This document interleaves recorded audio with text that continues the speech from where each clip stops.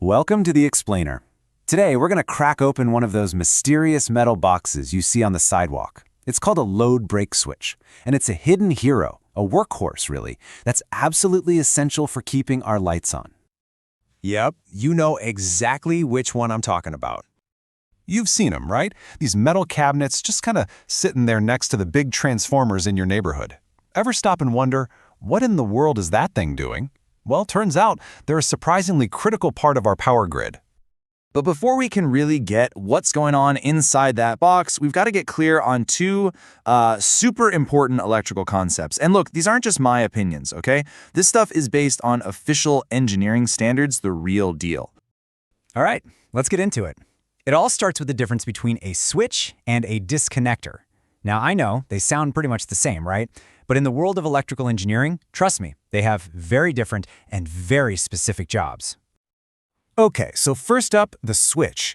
Its whole job is to handle the normal, everyday flow of electricity. Just think of it like a gigantic light switch, but for a whole city block. It's built to safely turn the power on and off, day in and day out, under totally normal conditions. Then you've got the disconnector. Now this is a totally different beast. It's purely a safety device.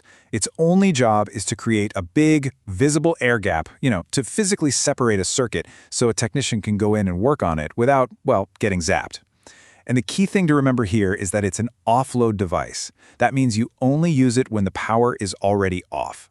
If you tried to open one of these things while it was live, yeah, that would be catastrophic. So, let's boil it down. The crucial difference is this. A switch is for controlling the flow of power. A disconnector is for ensuring safety after the flow has already been stopped. You see the difference? Trying to use a disconnector to actually break a live current would be, let's just say, a really, really bad idea. Okay, so now that we have those two building blocks in our back pocket, we can finally reveal the clever little device that's usually hiding inside that mystery box. It's called a load break switch, or LBS for short, and what's so cool about it is that it's basically a brilliant two-for-one deal. It's a hybrid that combines the job of a switch and a disconnector all into one elegant, efficient, and most importantly, safe piece of equipment. And this really just nails down its function, right? So on one hand, the LBS does the active work of a switch. It safely breaks those normal electrical currents. But then, when it's open, it also provides that certified, safe air gap, just like a disconnector. It really is the best of both worlds, all packed into one device. Okay, now this is where things can get a little confusing, so let's just tackle it head on. How is a load break switch different from that other big name you've probably heard of, the circuit breaker? Just look at that bottom row. That's the whole story right there. See, both of them can handle normal currents just fine. But only a circuit breaker has the raw power, the muscle, to stop the violent, destructive surge of a fault current. We're talking about something like a massive short circuit. And that, right there, is the single most important difference between them, period. And this is really the key takeaway. A load break switch is tough, don't get me wrong. It can actually carry a massive fault current for a second or two without just exploding. But, and this is a big but, it is not designed to break that current.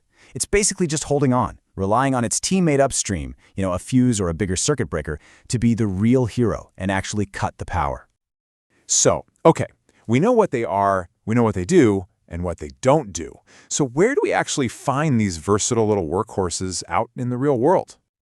Well, the short answer is pretty much everywhere in our power grids. You'll often find them tucked inside those green utility boxes called ring main units, or RMUs, which are super important for creating those reliable looped power networks in cities. And yep, you'll also see them right next to the transformers that are powering our offices, shopping malls, and even our own apartment buildings. Physically, they come in a couple of main flavors. First, you've got the air-insulated version, and it's pretty much what it sounds like. It just uses plain old air to insulate everything. It's super reliable, but it can be a little on the bulky side.